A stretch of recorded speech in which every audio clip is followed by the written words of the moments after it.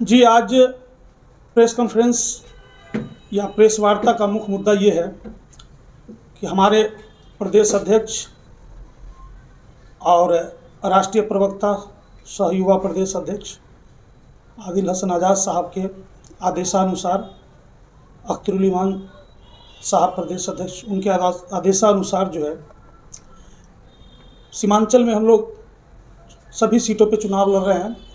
मिथिलांचल में लड़ रहे हैं, सारण प्रमंडल, मगध प्रमंडल, बिहार के सभी प्रमंडल में कुछ कुछ सीटों का घोषणा किया गया था, जिसमें कुल 11 सीट पे बिहार इकाई ने घोषणा किया।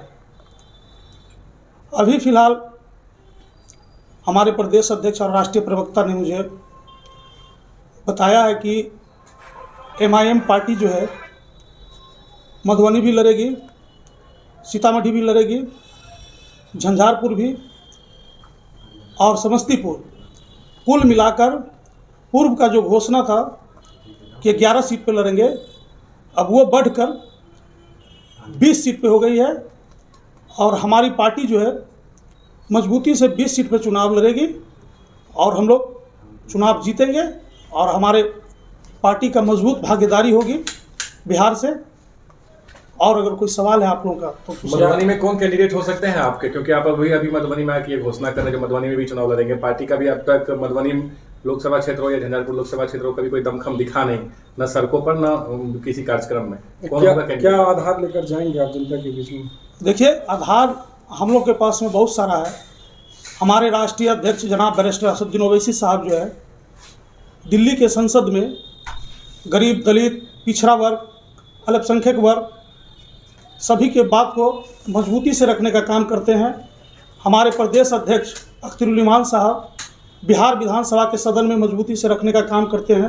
हम लोग गरीब हो, अल्पसंख्यक वर्ग हो, चाहे पिछड़ा वर्ग हो, सड़क पे उनकी बात को मजबूती से रखते हैं। तो हमारे पास ये आधार है। देश के प्रधानमंत्री जी ने 2014 में सैकड़ों घोषणा करने का काम किए थे, लेकिन आज तक एक भी घोषणा जो है पूरा नहीं किया है। हमारा मुद्दा है युवाओं का रोज़गार, नौकरी, युवाओं पढ़ लिख कर सड़क पे घूम रहे हैं। जिसके पैर में फटे न बेमाई वो क्या जाने पीर पर आई। देश के प्रधानमंत्री जी और गृह मंत्री बोलते हैं कि पकौड़ा का दुकान खोलो, तो आप पकौड़ा के दुकान के लिए जगह भी तो दीजिए। जगह के बदले आप लाठी चार्ज करवाते हैं। आपने झूठा आश्वासन कर, झूठा घोषणा कर देश के युवा, नौजवान और देशवासियों को ठग कर वोट लेने का काम किया और विकास के नाम पे ढकोसला। 15-15 लाख रुपया कहाँ गया? बगल का हमारा देश है नेपाल, जो हमारा भाई बन कर के रहता था, वो आपको आंख दिखाता है। आप बोलते थे कि हमारा 56 इंच का सीना है। ये तमाम मुद्दा है। 100 स्मार्ट सिटी का मुद्दा है, 15-15 लाख का मुद्दा है। जितने भी घोषणा किए थे देश के प्रधानमंत्री जी, आज तक एक भी घोषणा पे पूरा नहीं किए वो। सर, कैंडिडेट कौन होगा? देखिए, अभी हमारा बहुत सारी छोटी छोटी पार्टी से जो है हमारे राष्ट्रीय अध्यक्ष, प्रदेश अध्यक्ष को बात चल रही है, तो कैंडिडेट सब कुछ आपके सामने जो है बहुत जल्द आ जाएगा।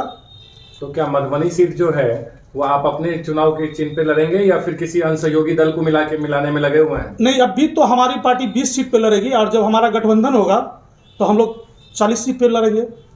मधुबनी के दोनों सीटों पर आप कैंडिडेट उतारेंगे? हाँ, बिल्कुल। MIM पार्टी के लिए जो है वो मजबूती से उम्मीदवार जो है यहाँ तैयार है। नाम बहुत जल्द आप लोगों के बीच घोषणा करेंगे। एक बार फिर आप लोगों पे तो ये आरोप लगभग तय हो जाएगा कि आप वोट काटने के लिए चुनाव लड़ रहे हैं, क्योंकि ऐसा माना जा रहा है, लगभग ये बात मानी जा रही है कि फातमी साहब मधुबनी से चुनाव लड़ रहे हैं, एक मुस्लिम कैंडिडेट चुनाव लड़ रहा है और ऐसे में एक बार फिर आप ओवैसी के चेहरे से एक कैंडिडेट को खड़ा कर रहे हैं। अगर देखा जाए AIM के बिसात को मधुबनी में, तो मुझे नहीं लगता कि कुछ भी है मधुबनी में। आप सिर्फ ओवैसी के चेहरा से चुनाव लड़ना चाहते हैं। ऐसे में आप वोट काटने के अलावा और कोई काम तो नहीं करेंगे? आप बताइए, हर पार्टी का जो है, जितने भी पार्टी हैं बिहार के अंदर में, सभी पार्टी का जात की पार्टी है।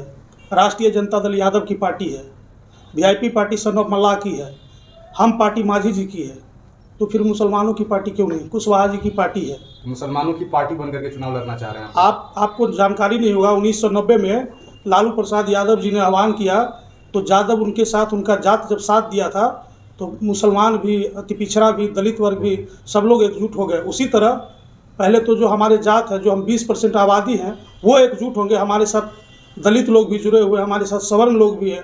आप दरभंगा का अगर कार्यक्रम देखे होंगे तो हमारे नेतृत्व में जो है एक दिन के कार्यक्रम में 2000 जो है लोगों ने सदस्यता लिया था दरभंगा में, जो कि वो भी मिथिलांचल में ही है, मधुबनी का ही पार्ट है और दरभंगा का ही पार्ट मधुबनी है।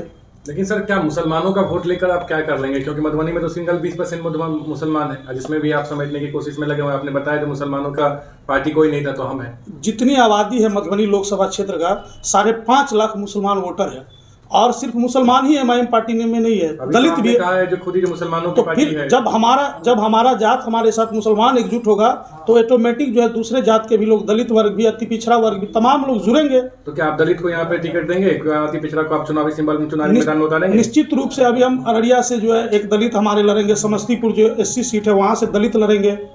जिनकी जितनी भागीदारी होगी उनकी उतनी हिस्सेदारी मिलेगी इस पार्टी में, यही है।